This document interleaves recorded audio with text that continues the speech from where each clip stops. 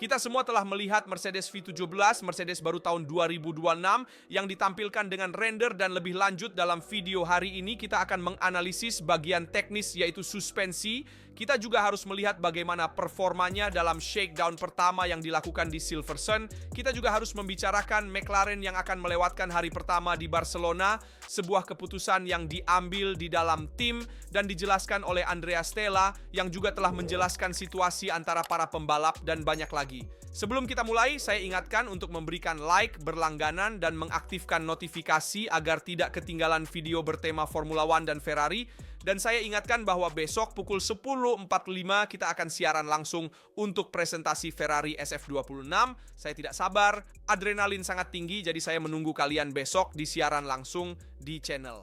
La Mercedes secara resmi membuka era baru Formula 1 2026 dan melakukannya dengan menunjukkan render pertama dari V17 bersama dengan shakedown yang dijadwalkan segera setelahnya di Silverstone, mobil balap yang akan dipercayakan kepada Andrea Kimi Antonelli dan George Russell untuk musim 2026. Akan ada juga presentasi resmi pada 2 Februari yang akan kita ikuti bersama, tetapi ini adalah tahun kebangkitan bagi Mercedes karena Mercedes ini sepenuhnya baru dan juga memiliki solusi yang sangat inovatif dibandingkan tim lain yang telah kita lihat sejauh ini. Tim Brackley memutuskan untuk mendahului semua tim papan atas dan telah mempersembahkan livery ini secara online dengan mobil yang kemudian turun ke lintasan, dan ini adalah cuplikan yang dirancang tidak hanya untuk mengungkapkan detail teknis tetapi juga untuk menandai wilayah. Sebenarnya, Mercedes ingin menjadi protagonis dalam riset regulasi besar pada tahun 2026, dan mereka telah memulainya dengan mesin yang bekerja pada rasio kompresi yang berbeda dibandingkan dengan yang diatur oleh regulasi FIA. Saat ini ada diskusi yang sedang berlangsung di mana para pembuat mesin membahas tentang mesin Mercedes, dan setelah itu kita akan melihat hasilnya, namun antisipasi dan kembalinya mobil ini sangat tinggi. Sebenarnya, selama berbulan-bulan di paddock, orang-orang berbicara tentang unit tenaga Mercedes yang berpotensi menjadi yang terkuat dari yang ke-8, tetapi untuk saat ini kita hanya berbicara dan tentunya kita harus melihat hasil yang akan datang hanya di tes di Barcelona, tetapi terutama di tes di Bahrain. Kapan kita akhirnya akan melihat semua mobil balap tanpa filter yang sebenarnya? Mercedes sadar bahwa mereka tidak bisa salah, datang dari 5 musim tanpa gelar, dengan satu-satunya kesempatan nyata pada tahun 2021 ketika kejuaraan pembalap melayang di detik terakhir karena tentunya kontroversi yang terjadi dengan Red Bull dan Verstappen. Namun pada kesempatan itu mereka tetap memenangkan kejuaraan konstruktor. Sejak saat itu banyak posisi, banyak soliditas, tetapi tidak ada mahkota yang diberikan kembali. Singkatnya, presentasi hari ini bukan hanya teknis, juga berfungsi untuk mengesahkan kesepakatan kemitraan baru dengan Microsoft, sebuah operasi strategis dan berat juga dalam hal ekonomi yang akan membawa jutaan ke kas tim dan memperkuat sisi teknologi dan analitis dari proyek tersebut. Faktanya, kita sedang berbicara tentang kesepakatan multi-tahun yang bernilai sekitar $60 juta per musim. Angka yang sangat besar yang menunjukkan banyak hal, tidak hanya tentang berat ekonomi dari operasi tersebut, tetapi terutama tentang arah yang diambil oleh Formula One. Kita berbicara tentang kemitraan yang jauh melampaui logo di mobil. Mercedes-AMG tim Formula 1 telah memilih Microsoft sebagai mitra strategis pada momen kunci, yaitu saat riset regulasi besar pada tahun 2026. Dan Formula 1 saat ini semakin kurang mekanis murni dan semakin banyak didorong oleh data, yaitu yang dipandu oleh simulasi, kecerdasan buatan, manajemen aliran data, dan kolaborasi antara departemen yang tersebar di beberapa lokasi. Dan Toto Wolff sangat jelas, tahun 2026 mewakili perubahan besar bagi Formula 1 dan Mercedes yang siap menghadapi perubahan ini. Aturan baru memerlukan inovasi total, perhatian yang sangat detail, dan visi jangka panjang.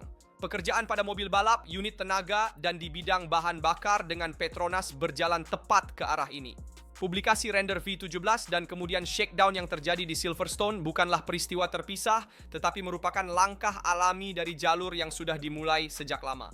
Di sisi pembalap tidak ada kejutan, sebenarnya kita masih memiliki George Russell yang datang dari musim terbaik dalam karirnya, yaitu tahun 2025, di mana setelah perpisahan Hamilton pada tahun 2024, dia mengambil peran sebagai pemimpin tim, membawa Mercedes ke posisi kedua di kejuaraan konstruktor, dan di sampingnya ada Andrea Kimi Antonelli. Kimi yang hebat, yang baru saja menyelesaikan tahun pertama di Formula 1 yang penuh dengan naik dan turun, seperti yang biasa terjadi pada seorang pendatang baru. Tahun 2025 digunakan untuk belajar dan tahun 2026 akan menjadi cerita yang berbeda. Tentu saja harapan akan meningkat dan Antonelli harus membuktikan bahwa dia telah mengubah kesalahan awal itu menjadi pengalaman seperti yang juga ditunjukkannya di paruh kedua musim, memberikan kontinuitas pada momen ini menjadi elemen yang solid bagi Mercedes yang ingin segera kembali menang. Dan akhirnya ada perubahan yang sangat penting di balik layar, yaitu kepala perancang John Owen yang akan meninggalkan posisinya pada akhir musim. Di tempatnya, Giacomo Tortora, mantan Ferrari, akan datang yang telah mendapatkan kepercayaan James Allison dan akan secara resmi mengambil alih proyek mulai tahun 2027. Singkatnya, Mercedes tidak lagi bersembunyi dan V17 hanyalah bagian pertama yang terlihat dari proyek yang secara terbuka bertujuan untuk mengembalikan tim Brackley ke puncak Formula One. Namun sekarang, seperti biasa, lintasan yang akan berbicara. Ada banyak solusi yang diambil dari Mercedes dan banyak solusi inovatif juga pada mobil, dimulai dari area sidepod yang memiliki bentuk sedikit mirip Ferrari jika kita mau, dengan bentuk dalam yang mengingatkan pada Ferrari dari era efek tanah, tetapi kurang mencolok. Tetap saja sidepod tersebut cukup besar. Kami juga memiliki bargeboard yang telah kembali seperti yang telah kami katakan pada mobil 2026 yang juga terhubung dengan sebuah sayap karbon, sesuatu yang sangat inovatif. Dan kami terutama memiliki bagian belakang Mercedes yang sangat ramping. Dan ini adalah gejala bahwa Mercedes Fiat 17 mengembangkan unit dayanya secara vertikal seperti yang juga ditunjukkan dalam beberapa tahun terakhir. Perhatikan bahwa kita mungkin akan melihat sisi yang lebih ramping dalam uji coba berikutnya dan dengan demikian benar-benar mengubah struktur, katakanlah eksternal dari Mercedes Fiat 17. Faktanya adalah bahwa bagian belakang sangat ramping, kembali ke zona Coca-Cola, juga berkat transmisi yang ditingkatkan, disempurnakan, dan bahkan lebih kecil. Tetapi kita harus mulai dari bagian depan. Sebenarnya Mercedes V17 menunjukkan skema push rod. Berbeda dengan mobil lain 2026 yang sudah terlihat, seperti Cadillac yang memilih pull rod. Di sini alasannya bukan mekanis, tetapi aerodinamis. Faktanya, Rob Marshall juga menjelaskan dengan jelas bahwa suspensi depan saat ini adalah alat untuk mengelola turbulensi roda depan, mengarahkan aliran dengan cara yang paling efisien mungkin ke bawah. Ini dijelaskan tentu saja oleh Rob Marshall saat berbicara tentang McLaren. Namun ada detail menarik tentang lengan kemudi sebenarnya dalam render, tetapi juga dalam versi yang kita lihat di track, kita melihat lengan itu sedikit dipindahkan di depan segitiga bawah, sementara pada 2025 berada di belakang. Dan ini adalah pilihan yang dapat mengubah interaksi dengan aliran cukup banyak. Dengan kata lain, tentu saja Mercedes telah beberapa kali terbiasa menyembunyikan kartu di area ini selama presentasi. Jadi di sini sebaiknya tetap berhati-hati, sementara di bagian belakang tetap menggunakan skema push rod seperti yang juga ditunjukkan tahun lalu, namun dengan filosofi yang sedikit berbeda dibandingkan dengan Mercedes V16. Sebenarnya batangnya kurang miring dan terutama diposisikan di depan segitiga atas. Ini adalah tata letak yang menunjukkan pekerjaan yang sangat terfokus pada aerodinamika bagian belakang, yang sebenarnya adalah titik fokus sejati baik dari render maupun mobil yang kita lihat di track. Sebenarnya bahkan kap mesin menceritakan sesuatu. Bagian udara samping mengambil profil AP yang sudah terlihat pada tahun 2025 dan kami segera melihat di belakang sisi yang tetap cukup tinggi. Mercedes tampaknya telah menjauh dari konsep perut yang sangat rendah, sangat populer di era efek ground. Di sini filosofi tampak berbeda, lebih sedikit penekanan untuk melibatkan aliran dari atas menuju transmisi, dan lebih banyak perhatian pada apa yang terjadi di bagian bawah mobil. Faktanya, bagian belakang menunjukkan zona Coca-Cola yang sangat menonjol. Pengaturan yang mengingatkan pada Formula 1 sebelum era efek ground, jadi sebelum tahun 2022.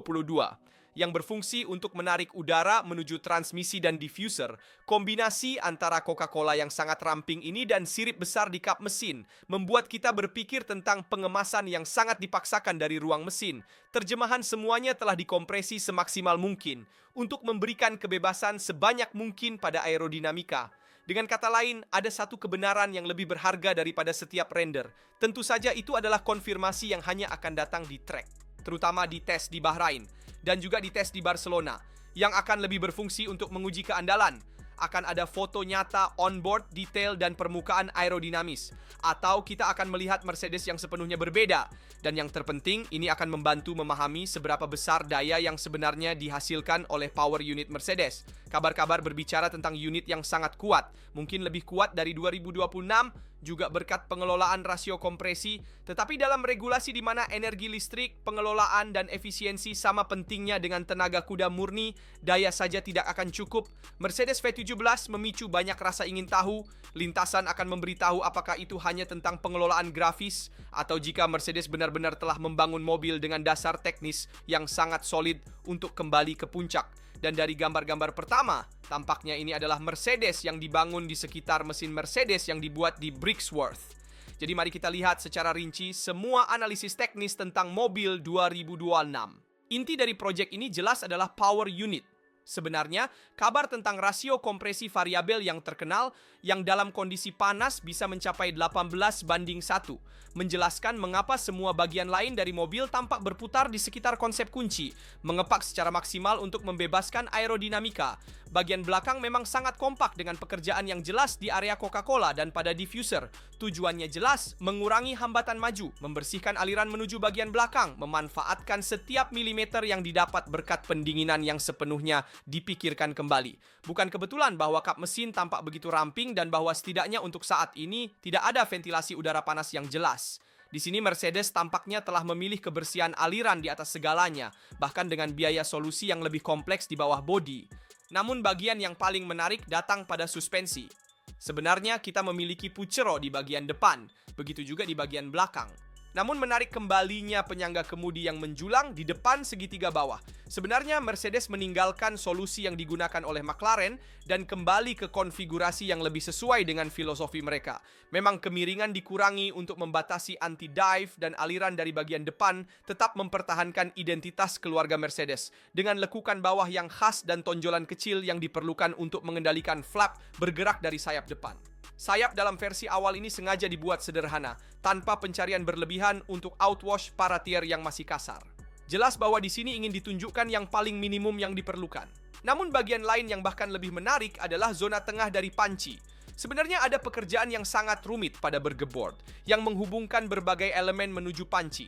Dan ada juga elemen yang terhubung ke rangka melalui dua penyangga yang diberikan oleh FIA. Ini bukan hanya solusi struktural, tetapi juga fungsi aerodinamis yang tepat, memisahkan aliran yang diarahkan ke radiator dari yang ditujukan ke bagian bawah. Panci memiliki lubang masuk segitiga, tidak ada undercut yang agresif. Ini adalah sisi yang mempertahankan ketinggian konstan hingga bagian belakang. Dan di sini, Mercedes juga melawan arus. Tidak ada panci ekstrim yang terlihat pada tahun 2022. Garisnya bersih dan konsisten, ditujukan untuk berkembang banyak selama musim. Tetapi di belakanglah semua keajaiban Mercedes muncul. Ada suspensi pushrod dan multilink, kinematika yang dipindahkan dalam transmisi, efek anti-squat yang lebih besar tanpa mencapai kelebihan yang terlihat dan kemudian ditolak pada V16. Semi sumbu dilapisi, lengan bawah menjadi profil aerodinamis yang nyata. Sayap belakang memiliki profil utama sendok dan flap bergerak sedikit miring dan kontrol yang terlihat jelas. Di sini juga perasaannya jelas. Solusi yang paling menarik belum ditunjukkan. Singkatnya, Mercedes tidak akan meniru siapapun. Mereka memiliki filosofi yang jelas, identitas, dan telah memilih jalannya sendiri. Kekuatan terbesar Mercedes akan menjadi power unit dan ini adalah proyek yang konsisten dan berani yang mengedepankan efisiensi, kompak, dan kebersihan aerodinamis. Sekarang tersisa bagian yang paling sulit untuk membuktikan bahwa filosofi ini juga bekerja di lintasan. Kita akan melihat apakah ini akan menjadi kenyataan. Dan kita harus berbicara tentang mesin Mercedes karena hari ini ada pertemuan terkenal antara Honda, Audi, Ferrari yang berbicara dengan FIA mengenai mesin Mercedes. Nicolas Tombasis sendiri, kepala teknis federasi, mengatakan bahwa pertemuan ini tidak bertujuan untuk memberikan kepastian tentang mesin Mercedes dan karenanya melarangnya sepenuhnya, tetapi lebih untuk menjelaskan berbagai interpretasi peraturan dan dengan demikian juga menghindari perselisihan dan berbagai keluhan yang mungkin muncul seiring berjalannya musim dari berbagai pemasok mesin, katakanlah musuh Mercedes. Jadi saya pikir Audi, Honda, dan Ferrari khususnya. Jadi tujuan FIA bukanlah untuk mencoba melarang Mercedes, tetapi untuk menjelaskan sudut pandang Mercedes kepada pengemudi lainnya dan berusaha menghindari pernyataan, keluhan juga yang bisa terjadi selama musim. Jadi mereka ingin sedikit meredakan api jika kita mau federasi, tetapi menurut saya itu bukan cara yang tepat untuk menghadapi masalah ini. Karena seperti yang juga dikatakan oleh Binotto, Jika Mercedes memiliki keuntungan dari rasio kompresi ini, itu adalah keuntungan yang sangat besar, sangat penting.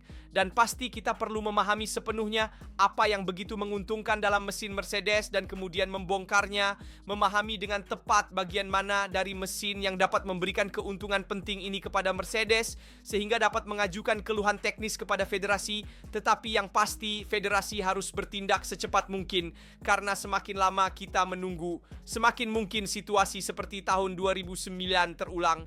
Bersama Brown GP yang berkompetisi selama lebih dari setengah musim dengan diffuser ganda yang sepenuhnya ilegal. Jadi kami tidak ingin melihat situasi seperti itu. Tapi kita juga harus berbicara tentang McLaren. Sebenarnya McLaren tidak akan berada di lintasan pada hari pertama uji coba di Barcelona, sebuah pilihan yang terdengar mencolok, tetapi sebenarnya menggambarkan dengan baik jenis pendekatan yang diambil tim juara dunia menuju 2026. Sebenarnya keputusan ini sederhana dan sekaligus ekstrim. Setiap jam yang tersedia disimpan untuk pengembangan McLaren MCL40 setelah perakitan di McLaren Technology Center, mobil balap tidak langsung terbang ke Montmeló, tetapi terlebih dahulu melewati bangku uji AVL, di mana tim menyelesaikan pengujian terakhir yang penting sebelum debut di lintasan. Segala sesuatu dikonfirmasi oleh Andrea Stella bersama dengan Direktur Teknik Rob Marshall dan Kepala Kinerja. McLaren memiliki 3 hari uji coba yang tersedia dari 5. Dia sengaja memilih untuk memulai pada hari kedua atau bahkan hari ketiga. Alasan ini sangat jelas. Pada tahap ini, setiap hari tambahan pengembangan menambah performa. Menurut Andrea Stella, dalam ekonomi keseluruhan musim, lebih menguntungkan untuk turun ke lintasan dengan paket yang sudah lebih matang daripada mengumpulkan data pada konfigurasi yang masih mentah. Dan disinilah McLaren berlawanan arah dengan tim-tim lain. Sebenarnya beberapa telah mempercepat shakedown, tepat untuk mengumpulkan data berguna menjelang Barcelona, seperti juga Alpine itu sendiri, yang kita lihat di lintasan di Silverstone. Di Woking sebaliknya, mereka membuat pilihan yang berlawanan, lebih baik sedikit kilometer, tetapi mobil yang lebih maju. Terlebih lagi, seperti yang ditekankan Andrea Stella, semua mobil balap akan tetap diperbarui segera setelah tes atau langsung menjelang balapan pertama di Melbourne. Dan jadi di balik keputusan ini ada data fundamental bahwa McLaren MCL4 adalah proyek yang belum pernah terjadi sebelumnya. Waktu untuk merayakan gelar 2025 sangat minim karena selama berbulan-bulan tim bekerja penuh waktu pada mobil baru. Dan Andrea Stella mengatakannya tanpa ragu, belum pernah sebelumnya McLaren menghadapi perubahan yang begitu luas dan bersamaan. Chassis, unit tenaga, ban, aerodinamika, massa, dan dimensi, semuanya berubah bersamaan dan ini memerlukan volume perancangan ulang yang sangat besar yang dilakukan selama lebih dari 20 bulan. Rob Marshall menjelaskan lebih dalam dan menyampaikan ide tersebut dengan cara yang hampir brutal. Dengan regulasi 2026, setiap bagian dari mekanika mobil telah tersentuh. Bahkan komponen yang tidak terlihat, seperti bantalan sederhana yang tersembunyi di dalam transmisi, harus dipikirkan kembali karena beban telah berubah, siklus kerja telah berubah, pelumasan, dan bahkan pelumas itu sendiri. Mobil ini lebih pendek, lebih sempit, dan jauh lebih ringan. Dan ini telah memaksa peningkatan signifikan dalam pengujian homologasi. Dan kemudian datanglah fase yang paling rumit, mengestimasi beban aerodinamis dan merancang ulang suspensi sepenuhnya untuk mengelolanya. Hasilnya adalah sebuah proyek yang semakin meluas hingga berubah menjadi perancangan total di setiap mur dan baut. Dan Rob Marshall mengatakannya dengan jelas, dari periode Paskah 2025 dan seterusnya, pekerjaan terus menghadapi masalah baru satu demi satu dalam rantai tanpa akhir. Jadi apakah ini pilihan jenius atau risiko yang diperhitungkan? Melewatkan hari pertama pengujian adalah pilihan yang memecah pendapat karena ada yang melihatnya sebagai langkah cerdas dan di sini sebagai alasan yang elegan. Tapi satu hal yang pasti, McLaren tidak sedang mengimprovisasi apapun. Pesannya jelas, lebih baik datang terlambat tetapi siap daripada datang lebih awal dengan mobil yang sudah kamu tahu harus diubah total. Apakah filosofi ini akan membuahkan hasil atau tidak? Hanya lintasan yang akan menjawabnya.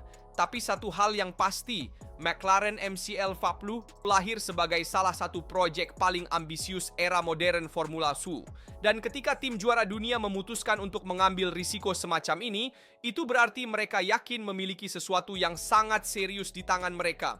Beritahu saya pendapat Anda tentang Mercedes 2026.